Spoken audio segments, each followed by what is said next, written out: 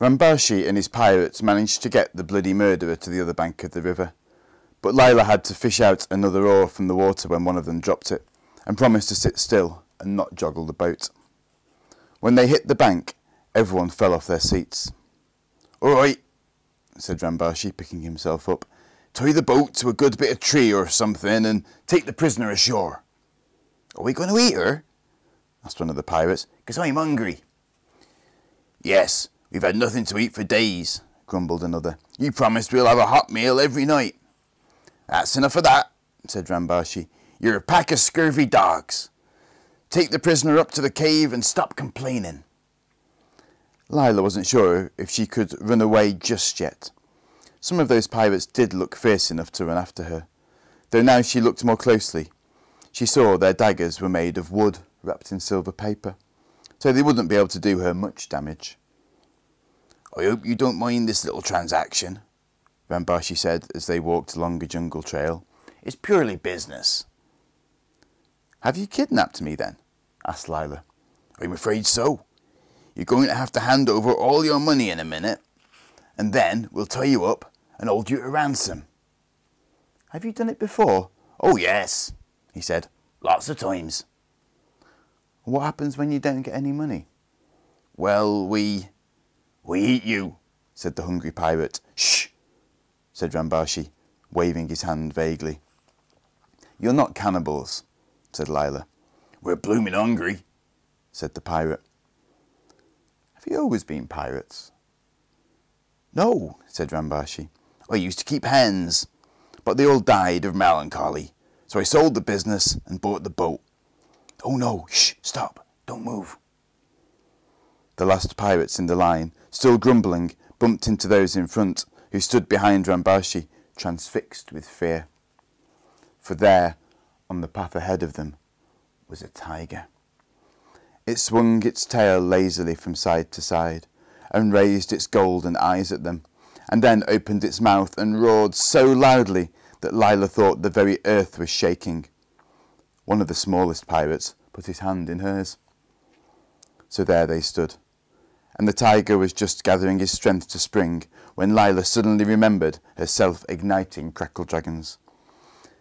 She took her hand back from the small pirate, reached into her bag, and took out the 3 she'd brought with her. "Mind," she said to Rambashi, and, pulling the string of the first one, she threw the firework in front of the tiger. The mighty beast had never been so surprised in his life. First one, then another, and yet another crackle dragon snapped and flashed and sparked and leapt at him. And that was too much. With a whimper, the tiger turned and fled. The pirates cheered. "Magnificent," said Rambashi. "Congratulations. I was about to stab him to death, of course, but never mind." Lila wondered how he would have done that with his silver paper-coated wooden knife, but she didn't say anything. "And of course," Rambashi went on, "this changes everything. We can't keep you hostage if you've just saved our lives. You'd have to be our guest instead. Stay with us overnight, why don't you?" "We've got no food," said someone. "What's she going to eat?" "We'll send Chang out to catch some fish," said Rambashi cheerfully, shaking his head at the protests that arose. No, fish is good for you. Go on, Chang. Don't just stand there." "I can't," said Chang. "Look." They looked back at the riverbank. The bloody murderer was drifting away, with the painter drifting in the water. "Who tied it up?" said Rambashi. One of the pirates looked down and tried to rub a hole in the ground with his big toe. Said Rambashi. "Fine pirates you are. Hope you're ashamed. But never mind, I've got a better idea, miss," he said to Lila, rubbing his hands. There was a bright gleam in his eye. "Can I interest you in a little investment?" "Well," Lila said, "I ought to be getting on." "No, really. This is a much better idea than piracy," Rambashi said. "Came to me in a flash, just as I saw the boat floating away. I can't be cross with those fellows. They're like children, really. Yes, all my best ideas come in a flash, and this one's a corker. Can't fail." "Is there any food in it?" said a pirate sourly. "My dear boy, It's built on food. Just wait till you hear, I say. Miss, just a little money, the safest investment you'll ever make. But Lila had walked away. As she went along the path, she could hear his voice behind her. No, listen, boys. I know where we went wrong last time. I saw it in a flash. But this is an idea that'll suit your talents down to the ground. Look, let me draw you a picture. Lila would have liked to have known what Rambashi's next plan was, but she was eager to hurry on. Mount Merapi was smoking and rumbling in the distance. She felt her heart lift when she saw it again, so powerful and dominating, and she thought, I belong to that mountain, and it belongs to me. And on she went, with no other thoughts in her mind but that, and excitement putting a spring in her step. Meanwhile, Chulak was getting ready to smuggle Hamlet out of his new home. The master had gone to bed early, groaning, but the slaves were still awake, and Chulak had to distract them. Now listen, he said to them in the kitchen. You know you've got to do all you can to please the great white elephant, or else the king will be cross. They all nodded. Well, the elephant's a bit restless. He never sleeps well on the first night in a new place, so we'll have to play a game of elephant's footsteps to cheer him up. You have to go and hide your eyes in the garden, and when you think you can hear him coming, turn around. He likes playing that. Go on, wait in the garden, and I'll tell him when you're ready. The slaves all streamed out of the back door, and soon they were hiding in the garden with their eyes shut. Chulak unlocked the front door and led Hamlet out the gate. It's a good thing they put down that carpet I ordered, he whispered. You don't half make a row on the gravel. Can we go past the zoo? Hamlet whispered. No, of course not. Never mind, Frangipani. It's Lila we've got to think about, and stop breathing so heavily. They tiptoed out of the gate and found Lalshand waiting there with a tarpaulin, just as Chulak had asked. What's it for? Lalshand whispered. For this, said Chulak, and made Hamlet kneel down to have it laid over his back, so he doesn't show up so much in the dark. Grumbled Hamlet. It's hot and scratchy and it smells like a marquee. Couldn't you find a nice blanket? I don't think you realise your own size, Chulak said. Do be careful, said Lalshand. I ought to come with you. It's not a safe journey at all. Oh, I should have told Lila everything from the start. I should have trusted her. What a foolish old man I am. Yes, says Chulak. Still, never mind. We'll find her. Come on, Hamlet. And they set off. Lalshand stood watching them for a minute until they disappeared in the dark streets. But someone was watching Lalshand. One of the slaves who'd come to play elephant's footsteps was hiding under a bush nearby, and as soon as he realised what he'd seen, he began to tremble. Helping the white elephant to escape was a terrible crime. There'd be a terrible punishment, and there might be a great reward for the person who pointed out the criminal. So when Lalshand began to trudge homewards, the slave silently followed him to find out who he was and where he lived. Chulak and Hamlet walked all night, and when morning came, they slept in a little valley under some thick trees.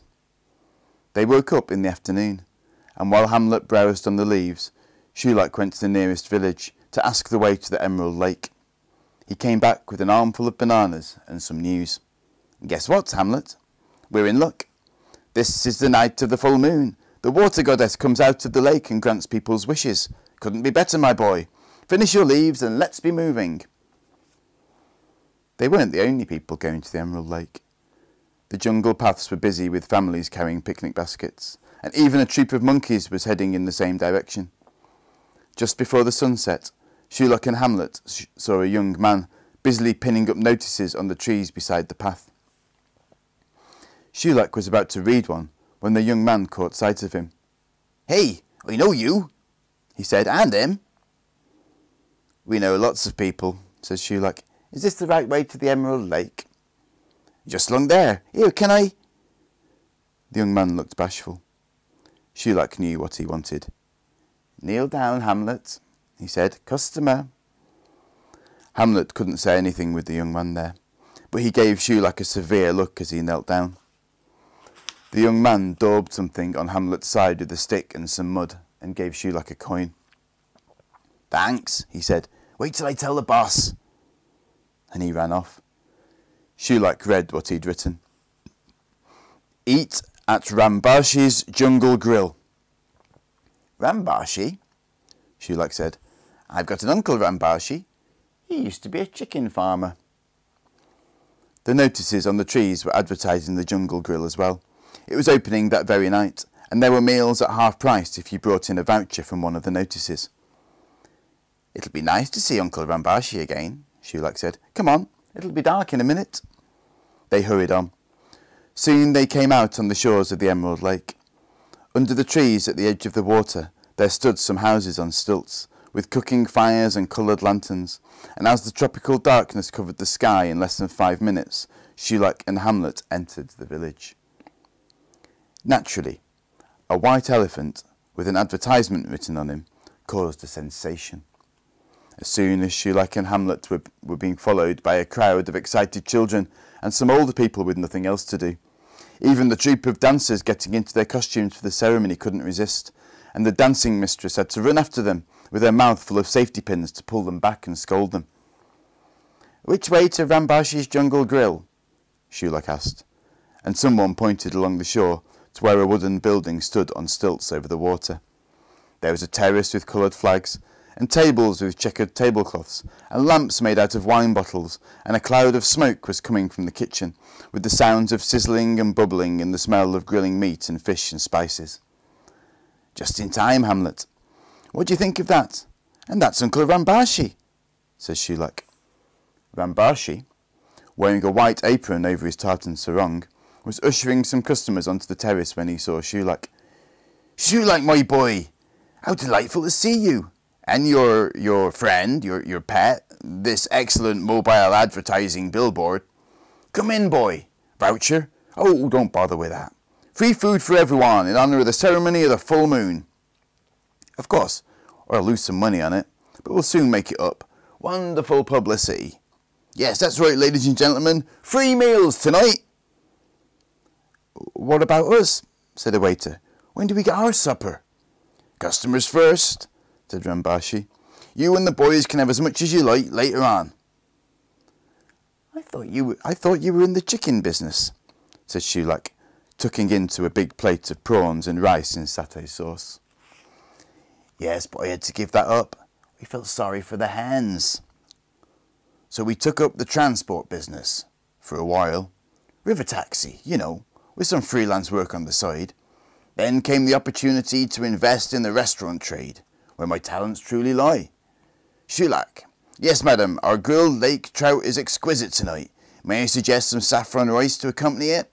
And a flask of jasmine wine. Yes, all free, no charge, compliments of the house." The Jungle Grill was certainly doing good business, or would have been, if Rambashi had been charging for it.